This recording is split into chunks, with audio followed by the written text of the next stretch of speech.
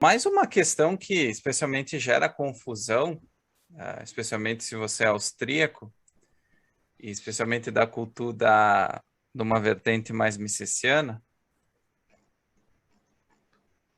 e também isso pode ter um pouco a ver ainda com as reflexões de Adam Smith também, a questão do padeiro, do açougueiro.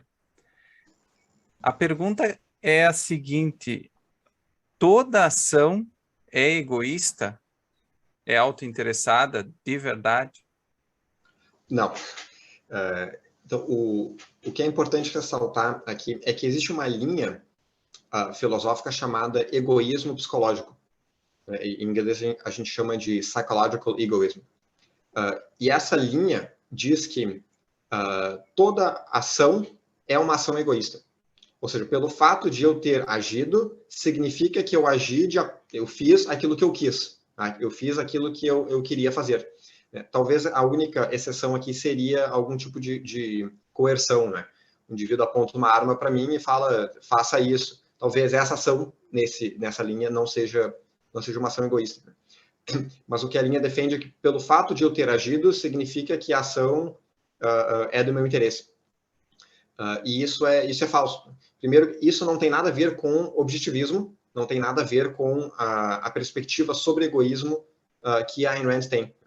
O que seria a definição de uma ação egoísta? Né? A ação egoísta é aquela cujo beneficiário primário da ação é o indivíduo que age.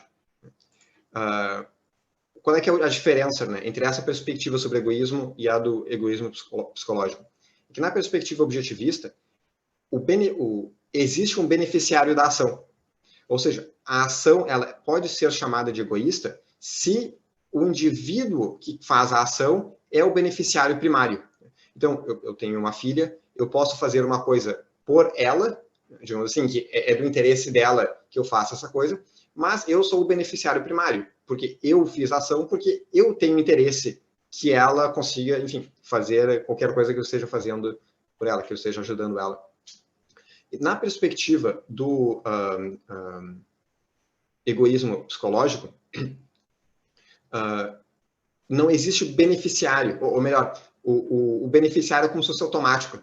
É pelo fato de eu ter agido, significa que isso está ao meu favor. Um exemplo clássico que eu ouvi é que Jesus Cristo, era um indivíduo egoísta, porque quando ele decide se sacrificar para apagar os pecados da humanidade, ele agiu de acordo com o seu próprio interesse. Ou seja, era interesse de Jesus fazer isso. Só que isso entra numa racionalização, né? Essa espiral de como assim ele se sacrificou para apagar os pecados de pessoas que não tinham nada a ver com ele, não tinham nenhuma relação. Qual é o sentido disso? Isso é um exemplo do que seria egoísmo psicológico. Agora, o que é importante ressaltar é que só porque eu fiz alguma coisa, não significa que essa coisa é do meu interesse. Então, nós podemos ir, vamos dizer, na Cracolândia, ali de São Paulo, e a gente vai na Cracolândia, né, pessoas, né, usando crack, e a gente vai dizer, olha esses indivíduos egoístas, né, eles estão agindo de acordo com o que eles querem, né, eles querem consumir crack, né, tá aqui um belo exemplo de seres humanos, né, e obviamente ninguém levaria isso a sério, né, porque eu fazer alguma coisa não significa que essa coisa é do meu interesse. Eu não conheço nenhum caso de alguém que consuma crack e que aquilo seja do interesse daquele indivíduo. Então, o ponto central aqui, do ponto de vista epistemológico, é que a razão do ser humano é falível. Ou seja, só porque eu agi não significa dizer que aquela ação é uma ação racional.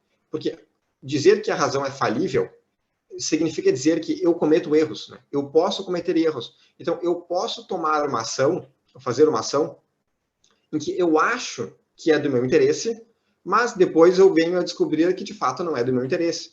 Isso, qualquer indivíduo que se recuperou, vamos dizer, de alcoolismo ou de qualquer tipo de vício em drogas, ele, né, depois da sua recuperação, ele se dá conta que aquelas ações que ele tomava para consumo de drogas não eram do interesse dele. Né? Então, essa é a grande distinção. Né? O objetivismo, ele considera o fato de que o ser humano ele pode agir e essa ação ela é considerada egoísta, ou seja, ela é considerada de acordo com o interesse do indivíduo, se ela obedece um padrão, né, um standard, que é a vida do indivíduo. Se a ação ela promove ou propaga, digamos assim, a vida do indivíduo, os interesses que aquele indivíduo tem, então a gente geralmente denomina essa ação como moral ou como boa, e se é uma ação que vai contra, que destrói a vida do indivíduo, que vai contra os seus interesses, contra os seus valores, então nós denominamos essa ação como imoral. O egoísmo psicológico não tem nada disso. É uma visão muito mais simplista de que, né, só porque eu agi significa dizer que eu agi de forma egoísta.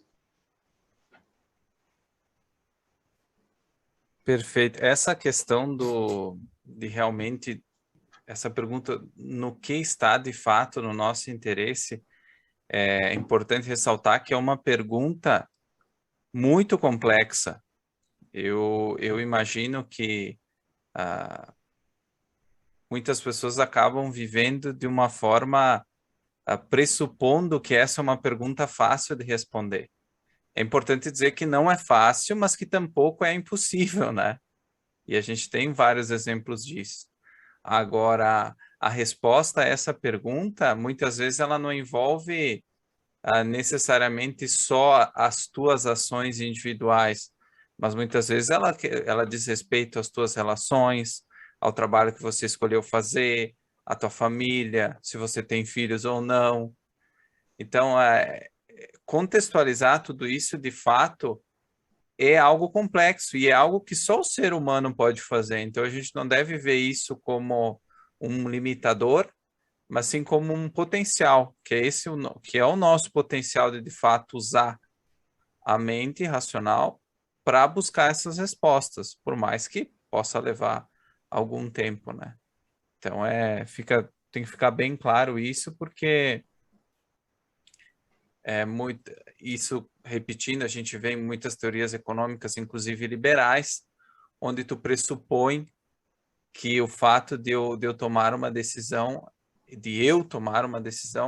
e mesmo sem estar sendo coagido, né, sem ser forçado a tomar uma decisão, nem por isso ela se torna racional.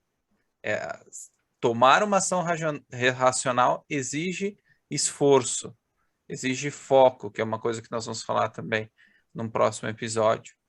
Então não vem de graça, não é automático. Então isso tem que ficar bem claro mesmo para quem quiser refletir um pouco mais sobre isso.